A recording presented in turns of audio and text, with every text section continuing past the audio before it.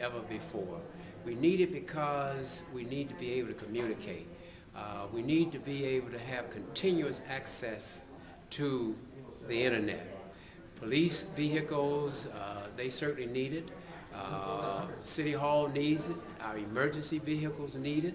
And when you think about telemedicine, that's a good example of how broadband can be used from a practical standpoint, where you can indeed have a physician communicate into a home, into an ambulance, into a rural area.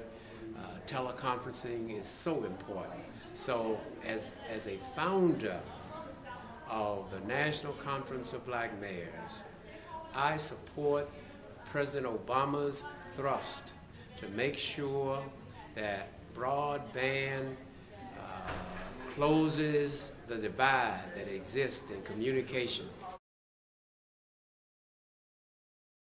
This is the new civil rights issue, and it's a civil rights issue, and it's a human rights issue.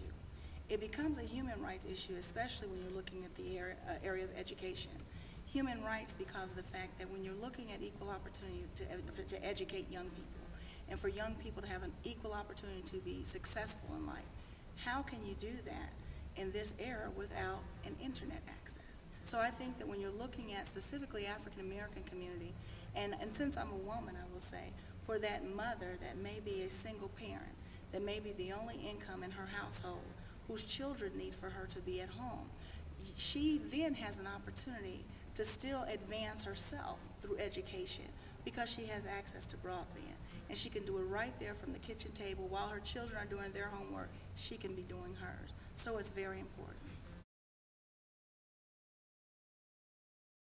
Only thing that has ever been known to break a cycle of despair like that is a disruptive technology,